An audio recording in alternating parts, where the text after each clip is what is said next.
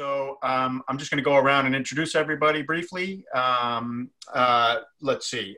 So beginning in my upper left is the filmmaker of Fill My Heart with Song, which is David Walker. And David is coming to us from Boston, right? Correct. Okay. Thanks for being here. Thank you for having me. Next is Polly Wells, who's the director of We Began to Sing. Polly and I have already talked. Polly and her subjects appeared with us earlier this week for a pre-recorded interview. And there's several of those on our website if anybody's interested in even more bonus content besides the live Q&As. There's a great conversation with Polly's subjects which you can find pretty easily through our website. You go through our website and click on the film page, and the bonus content is right there. We also have Michele Schitoni, who I just have had to practice that in my head a few times to get it right. Is that close enough? Yes. Michele. Yes. Schitoni, who's in Rome. In Rome, from Italy, yes. Yes, and Michele is the filmmaker of 5x7, the film about a photographer who goes back to Italy after a 50 or 60-year lapse to meet again with the community members that he photographed when he was a much younger man. And then last but not least, we have Edward and Patty Sallier, who are the filmmakers of Progress, the film about Soho in New York City. And they're coming to us from from LA, rather. So welcome, Edward and Patty. Hello. Hi. That's very happy to be here. Yes. And we just talked about how you felt the earthquake. So you know what? Maybe we'll let you. We'll start with you. Actually, I think I'm going to go around and ask a question of each of you, and we'll go maybe from shortest to longest films. So yours is the shortest. So we'll start with yours. So I guess what I would like you to. Well, your film is pretty self-evident. You know what it's about and why you made it and where the idea came from. I think. But I'm wondering if you can kind of address to what extent it fits what we tried to accomplish with bringing all these films together in the Committed to Memory shorts block in terms of remembering. Obviously, your film is designed to remember the neighborhood and all the changes, all the vast changes that it's been through over the last 75 or 100 years. Do you want to just talk about that for a little bit, or talk about the idea behind making the film? Well, okay. So there's a couple of questions in there, but basically I had this footage of those workers in the factory, and we were really interested in using the footage and seeing what we could do with it. And so the film was sort of structured around the idea of, well, what happened in the building, what happened in Soho, and it all kind of was based though on that idea of how could we expand what we had. And so I also had a large collection of photographs of Soho from the time period when I lived there. Yeah. So obviously we were able to incorporate that material. And then we just started researching the history of it. And it was a fascinating history. And so, it just kind of built on that. And then, finding a structure as to like how to pull all these pieces together in a sort of a compelling, emotional way. And then we put it together. Got it together, sent it out to a whole bunch of film festivals, got rejected by every single film festival. Brought it back, said, hey, we got to redo this, make it more personal, and put more emotion in it. And that was the version that is in your festival. Oh, wow. Okay. So, yeah. So actually that leads to my next question, which is the two guys who were working in the metal shop from what was it the 1970s or so? Yeah. Right? They were sort of the last, of a dying breed of industrial workers still working in the neighborhood, right? Saul and Jaime. I'm not sure that this is clear or not, or maybe I just missed it. Was that footage that you took yourself, or did you did shoot that right then? Well, I didn't personally shoot it.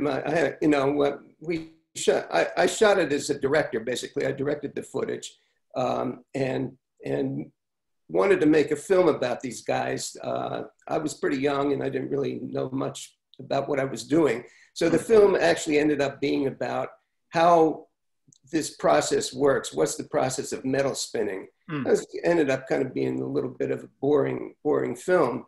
And I set it aside. And then like many years later, my cinematographer, we had lunch one day and he said, well, what about that film, that footage? And so I still had the original 16 millimeter negative. I still had the original sound mix.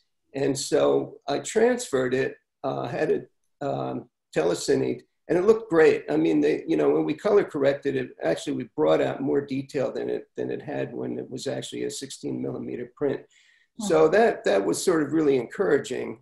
And that was really the basis of it once we saw what we had, but trying to fit what was an 11-minute film originally and was about these guys, how you spin metal, which is kind of esoteric and wasn't very interesting, into pulling out the bits that were still useful in terms of this other context. And like Patty was saying, originally we restructured it as a film about the building, and that wasn't too interesting. I mean, it was interesting to us, the history of the building, the development of Soho, but it just didn't have any resonance. Festivals hated it. It didn't grab anybody. So Patty's emotional writing, how are we going to grab an audience and make it more interesting from just a personal point of view? And I said, well, I got all these pictures of me, let's weave that into it. So then it was just a question of how do you weave all these elements together and kind of come up with a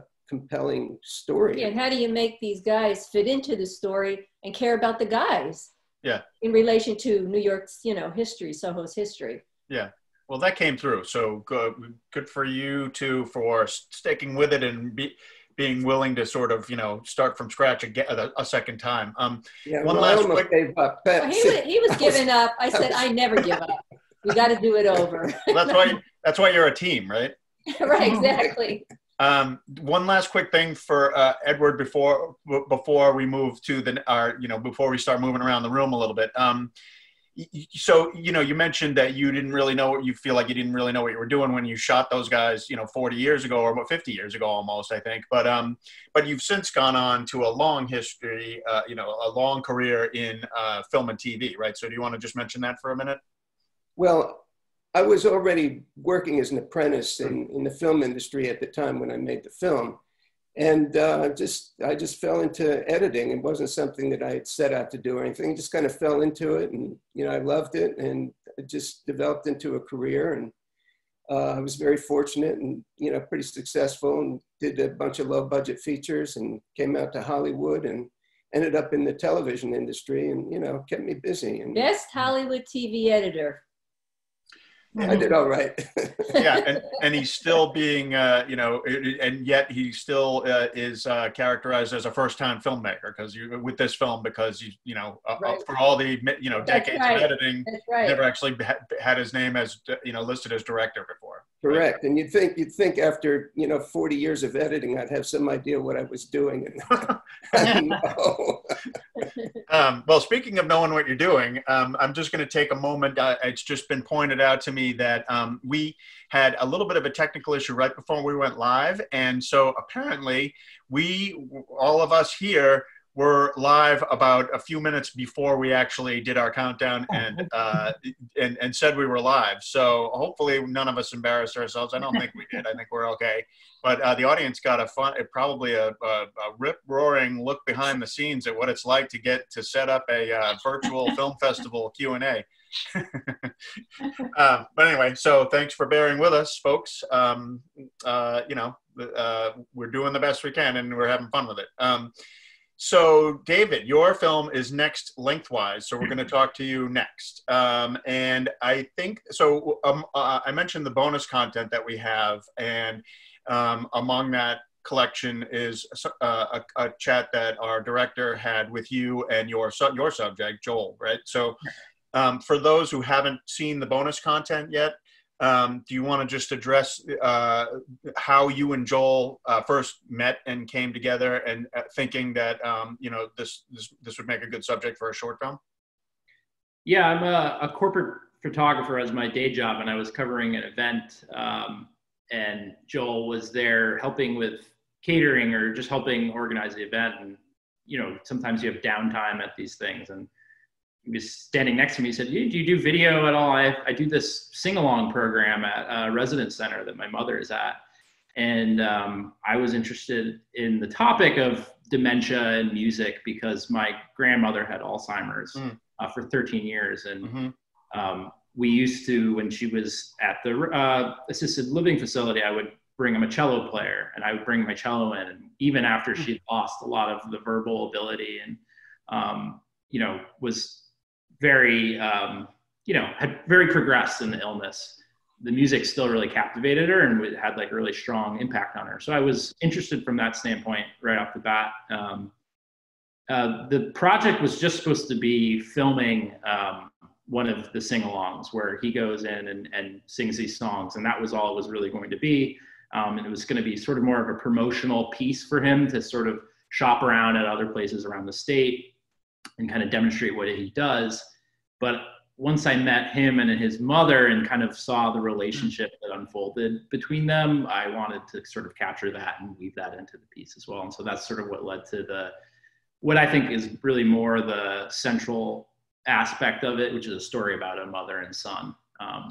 Yeah. So did you have to convince Joel that this was more of like a film festival type of short feature that with a human component to it? I mean, not that there's not a human component to the story in the first place, but rather than a promotional video that he was going to use for his business.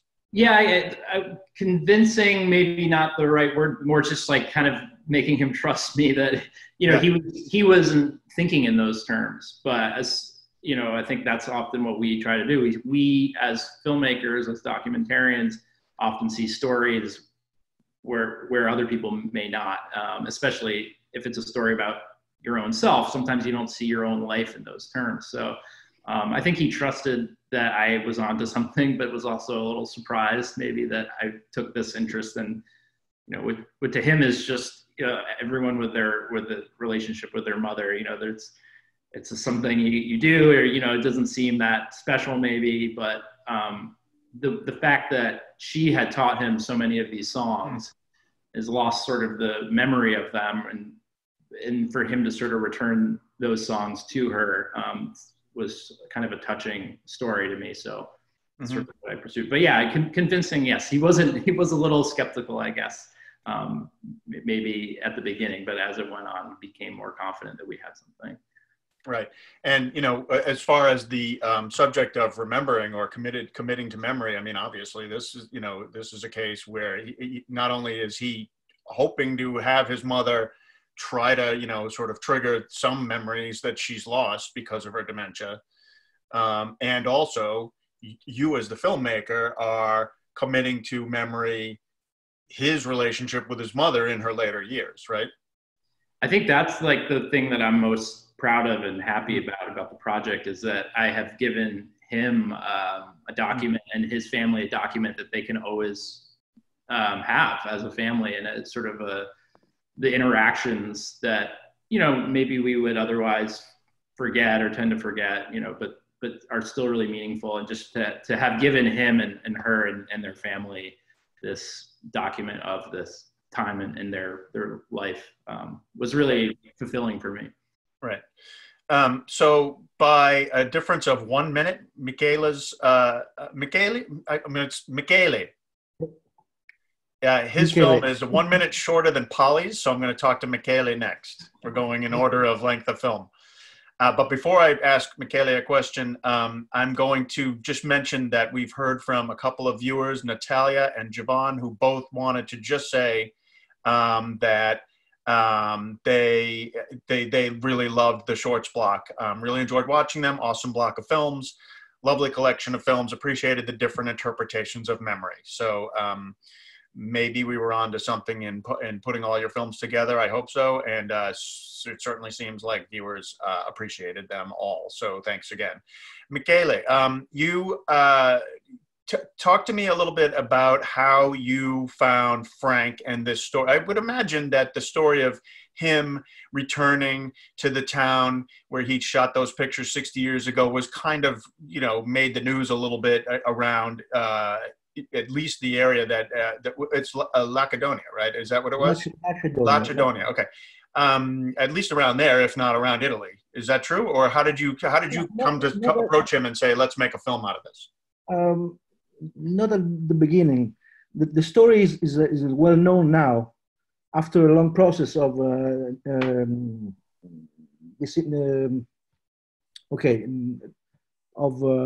dissemination. Okay. Yes, good. But at the beginning, it was really a unknown story. It is a form to participate in the process that I joined.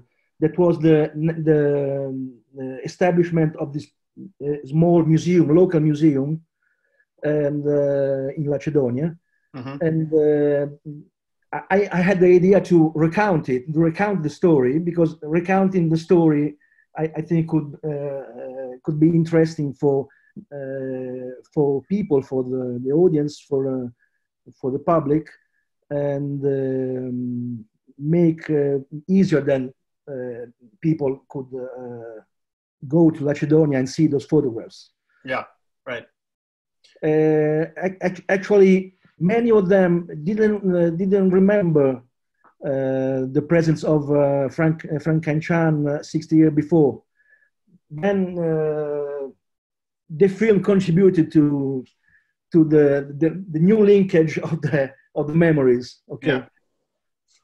There's the woman who says exactly that. Who says, yes.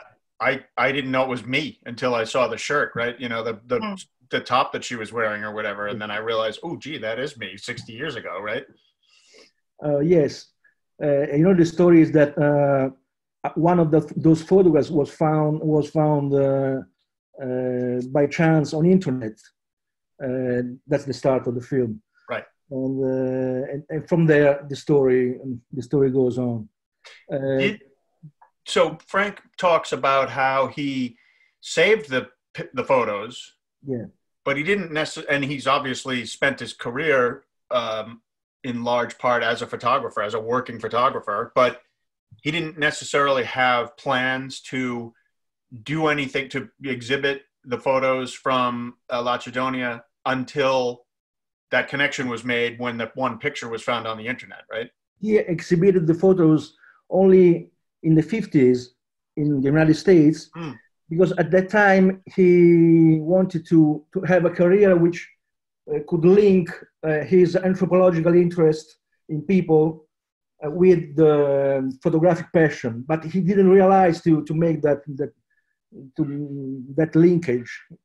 So he had a long university career as an economic anthropologist, and left the photographs behind in a box. Yeah. Okay. Right.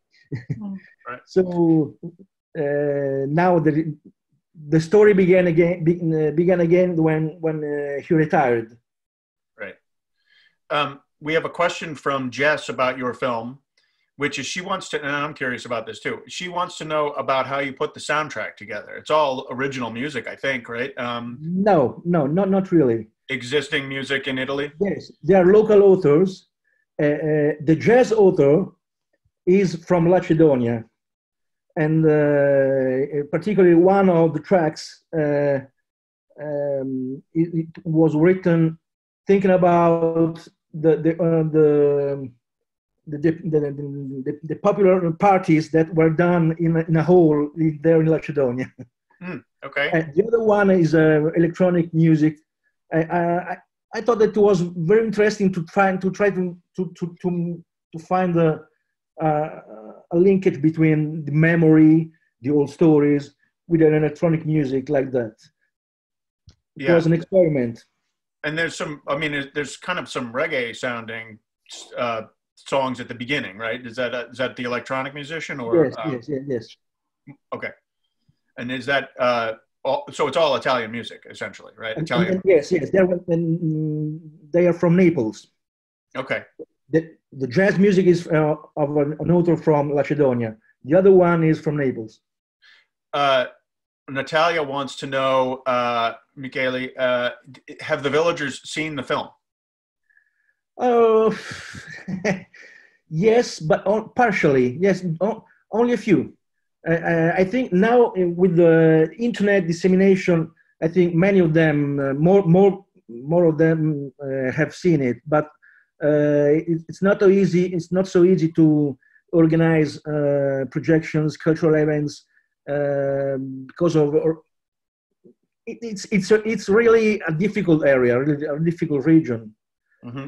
Making culture there is something that for minorities, for short and small minorities, that try to use culture to trigger a new development for that areas that are really abandoned, left behind, like all the inner south of Italy. And I guess I should just say welcome any Lachudonians who might be here with us now, because you can be, because we're in the virtual era where, you know, you could be screening Michele's film from Italy. So that brings me to Polly. Hi, Polly. How are you? Hi. Good to see you. Good to see you too. Thanks again for being here. So, do you want to maybe just talk a little bit about the idea of remembering in terms of your film? You know, the idea that that folk tradition. You know, what your film is about basically is about remembering it and trying to keep it alive, right? Yeah, and certainly in part. I think sort of the subtext of the film is that singing is something we are all wired to do. We all know how, we all can sing, and we've been doing it as human societies. Every human society sang together informally. You know, from the time we were sitting around campfires and living in caves, we were probably singing in some form. And that really continued until the last 100 years, when communal singing, informal singing just sort of died out as a result of technology. We really lost something super important in losing that habit of singing. And I also think what's happened in the last 100 years, which is really sad, is that because voices are so technically perfected now, and to sing is to be a professional, you know, a professional singer. And many people have gotten this message that they shouldn't sing and they can't sing, and that singing is for only good singers. And making this film, I really came to believe that we are all singers. I mean, it's part of our DNA to be singers, and we all have the right to sing, and we would all get a huge amount out of singing if we use that voice we have more, especially with other people.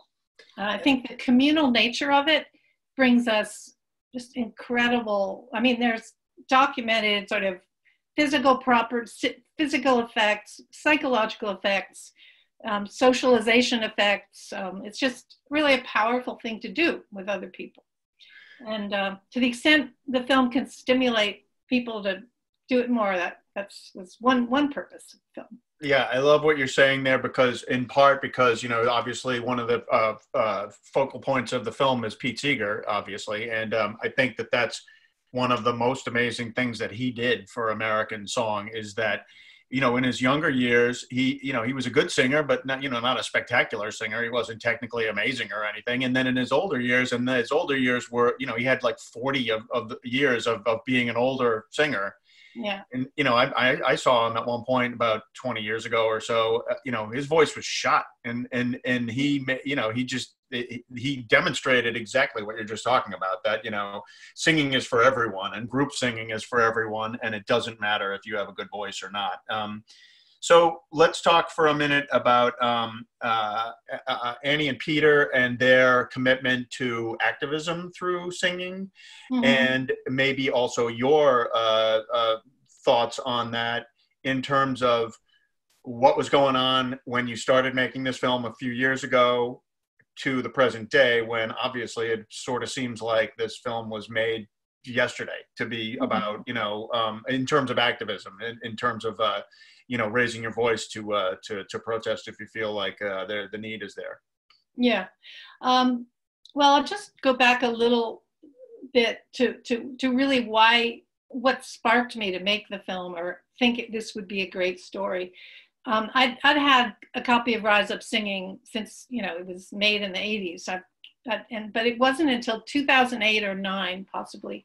There was an article in the New York Times about how this book, Rise Up Singing, was actually kind of holding some communities together. The article was set in East Lansing, Michigan, which had been devastated by the economic collapse.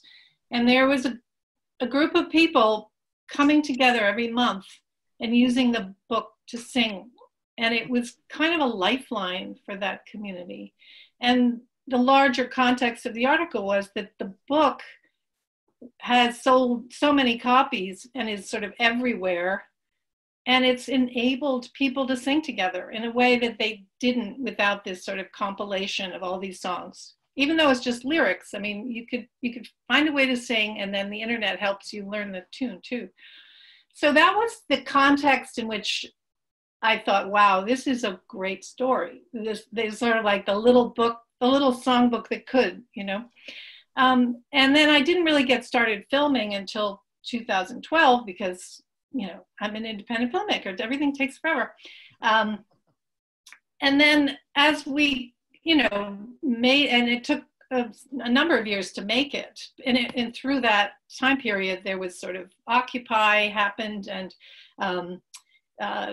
Trump got elected, and there was, the Women's March. And all, right. Yeah, right. Lots of things have happened in that period.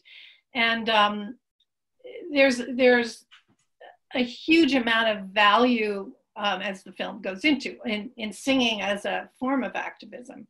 So, but there isn't as much now, partly because there isn't as much singing and activism, partly because not as many people sing for the reasons I've already stated. But I think there's an opportunity, shall we say, to use it as a tool and as a driver of human connection, and everybody getting on the same page very quickly by singing a song.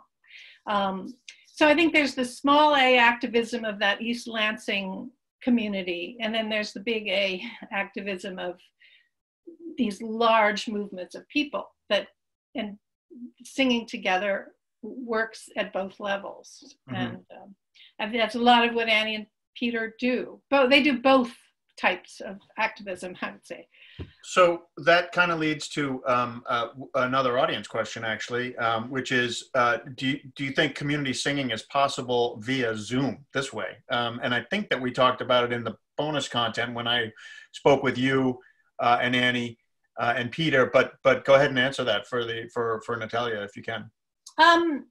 Well, Zoom is not great for singing together, but there is an ongoing, for every Friday night, there's a song circle in Toronto that uses Zoom, and 30 people show up, and you can kind of sing to yourself and hear the person leading a song around the circle.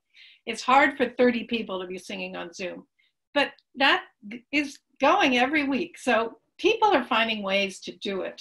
But I think it's also true that many of us are isolated because of COVID, but we're not necessarily alone.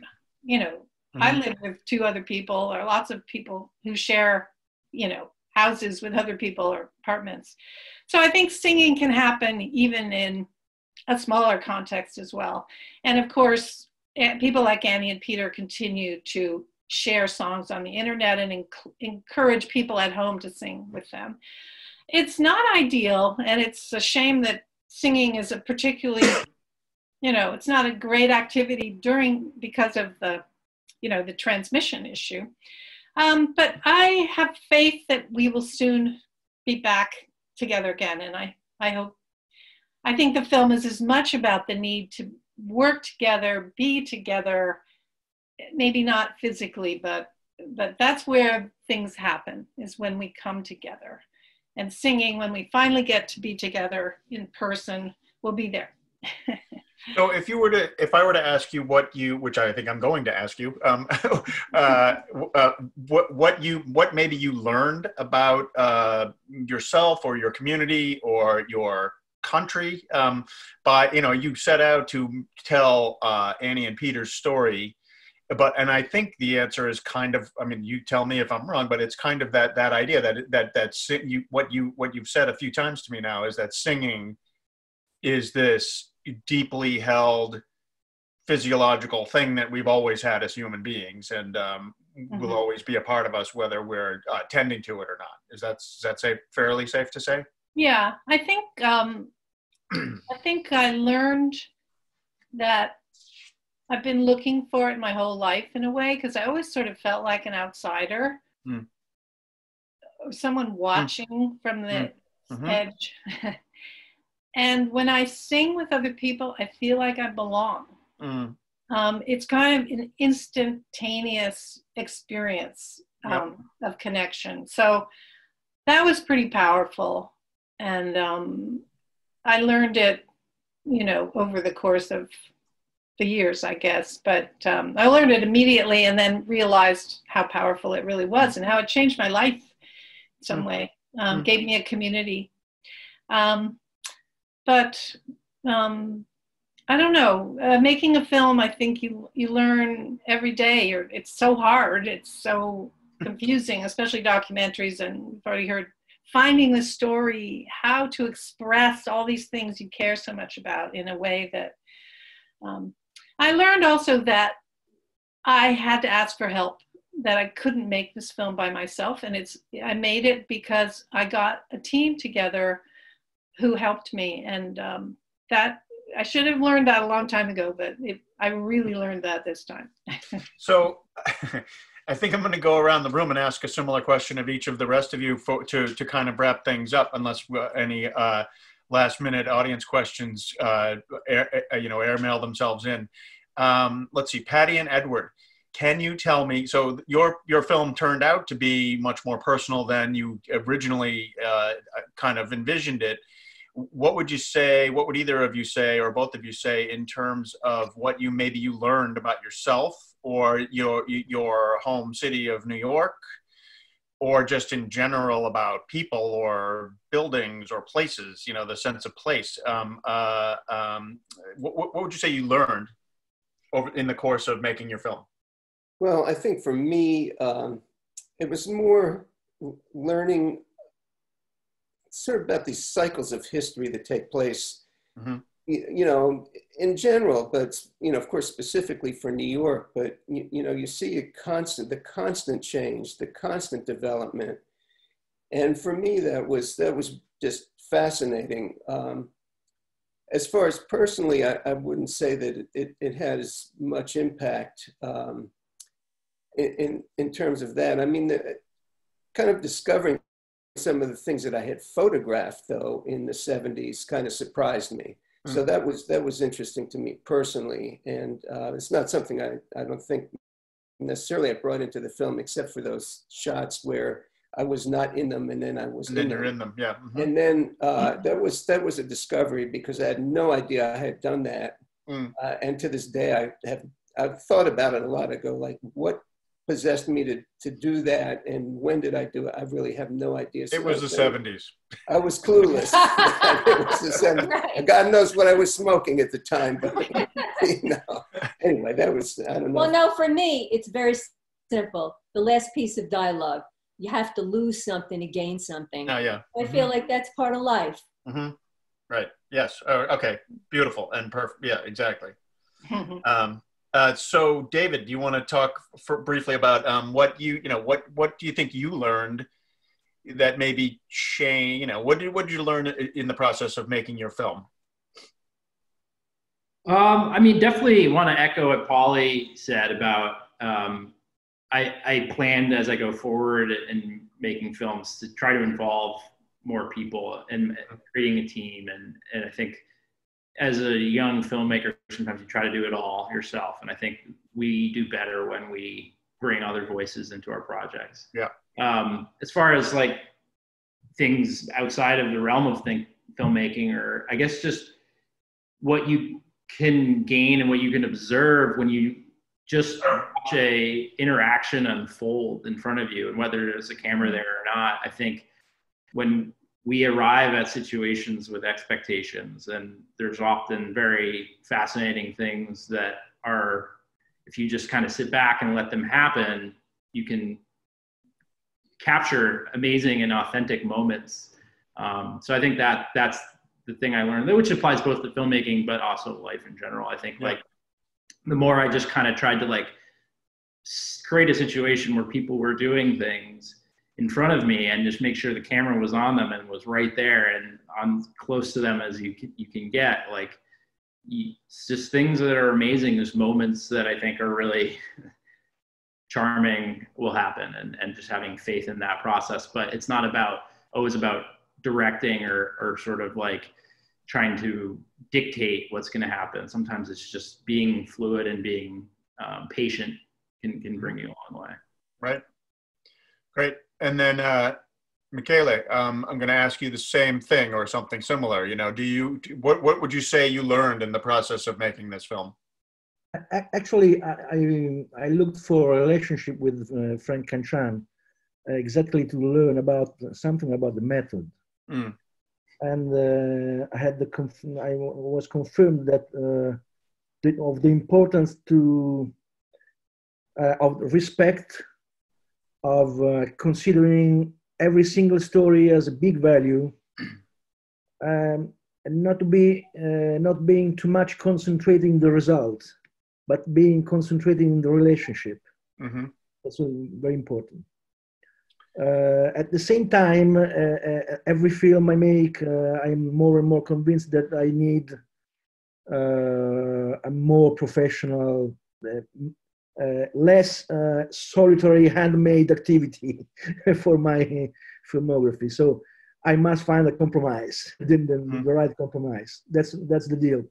And actually, what you said about learning from Frank, I mean, he had some great advice, not just for photographers, but I think, you know, advice that any filmmaker could also take. Yes. You know, so yeah, I found him to have some really great wisdom about you know, making pictures or, you know, framing things, that sort of stuff.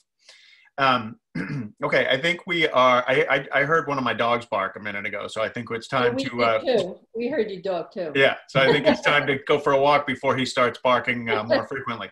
I'm just going to say a quick thank you to each of you again for being here, and to a couple of you for also being with us earlier this week to film some bonus content. Thanks to Edward and Patty. May there be no after tremors in LA anytime. Thanks for having us on.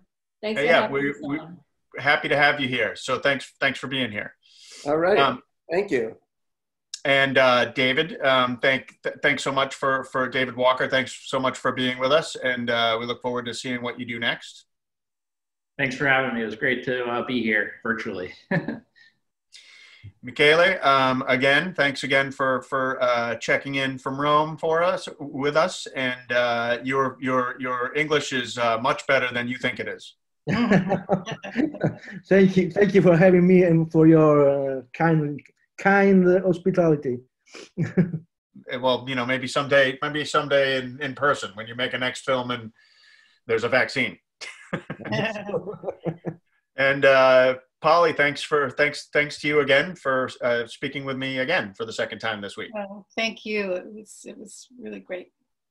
Okay, folks, all set. So we'll see ya.